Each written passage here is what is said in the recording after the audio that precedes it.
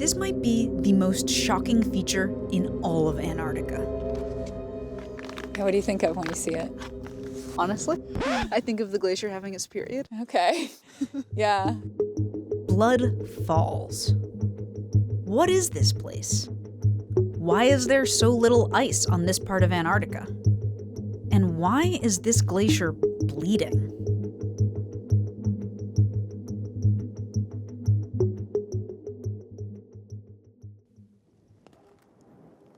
We are in the Dry Valleys, one of the most unusual spots in Antarctica, because it's part of the 1% of the continent that isn't covered by ice.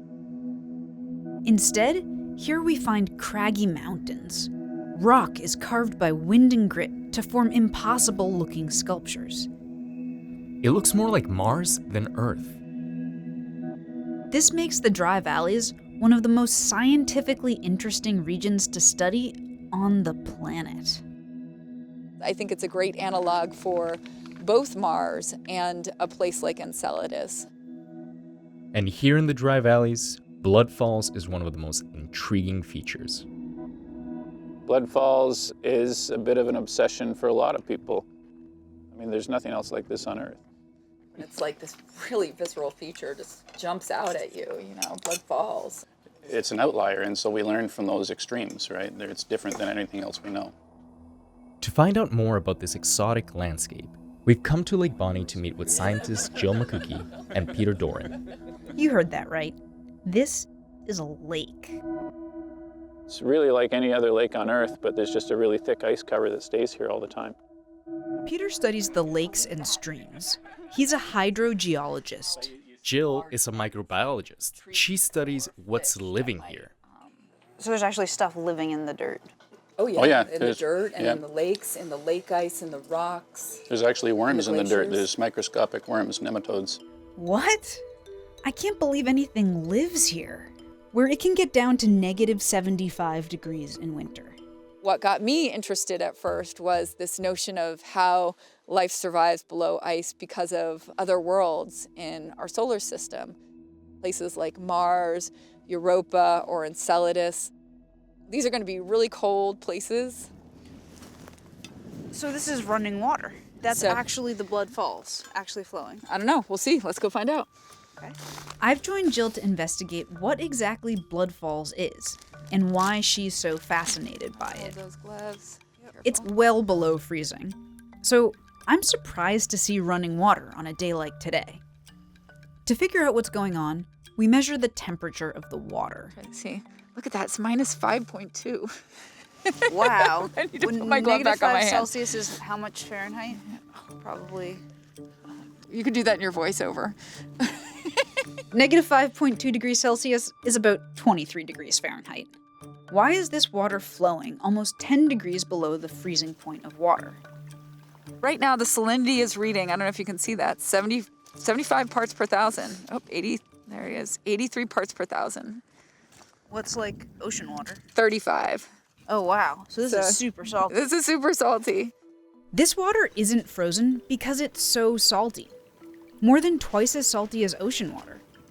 But that also means something extraordinary about where this water comes from. The fact that it's so salty tells you it's not glacier melt, right? It has to be coming from somewhere else. Glacier ice is made of hundreds to thousands of years worth of snowfall. And snow is made of fresh, not salty water. So where is this briny water coming from?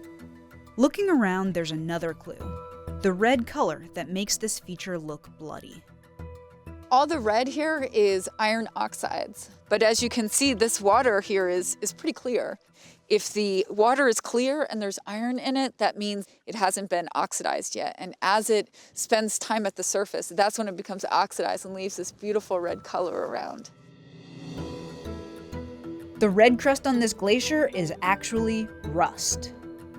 But this means not only is Blood Falls strangely salty, but the Blood Falls brine has also not been exposed to the atmosphere for a very long time. It's from deep below the glacier. The liquid source below the glacier has potentially been isolated for millions of years. So the next thing to do would be to collect some samples and take this back to the lab and see if there's any microbes in here. Cool. These microbes Jill hopes to find could offer insight into what kind of extreme life we might find elsewhere in the solar system. Like on Mars, where we know there's salty liquid below the polar ice. It's so cool that it's actually flowing while we're here. Yeah, this is amazing. This is actually quite fortunate. This is a tricky little feature. It doesn't always flow when you'd like it to, I guess. So it's one of those challenging mysteries to study, and it always keeps me guessing. But what makes bloodfalls actually flow? Why is it only here that we see this bizarre feature? To find out, Peter Doran's team is closely watching its activity with a camera. Yeah, this camera's been taking photos for the past 2 years, twice a day. But what is the point of taking a picture of it? No one really has a super complete record of actual flow events. So the timing of flow events, how often and when it's flowing is actually not really known. Looking at the time lapse over a few days, you can sometimes spot distinct discharge events. It isn't always flowing. You could say that bloodfalls isn't regular. But we don't think there's a yearly cycle. So we're trying to figure out what the cycle is and whether it's connected to seasonality, whether it's connected to maybe even windstorms. My view is bloodfalls is a pressure relief valve, that whenever there's a pressure change by a movement of the glacier, something happens, and sometimes bloodfalls squirts out, sometimes it doesn't.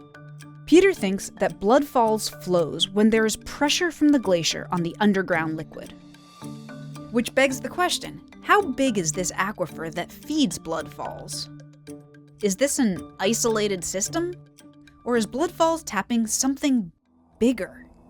To find out, we have to peer deep below the ice by taking to the skies. A project called SkyTem flies a massive electromagnetic sensor over the area, allowing scientists to peel back the surface and see what lies beneath. So SkyTem can see hundreds of meters into the ground and tell us the difference between frozen ground and unfrozen ground, and where there's water, where there's groundwater.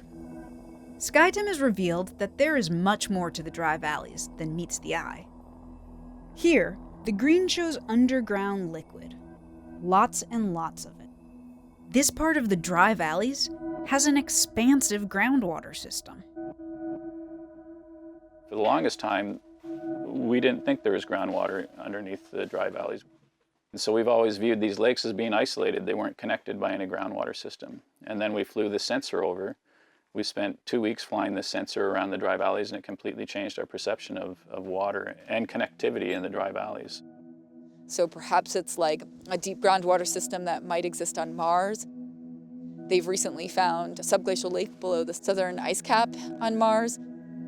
And bloodfalls is like a window into this alien environment. It's a portal into the water beneath the surface of the valley, and it's the first one we've had.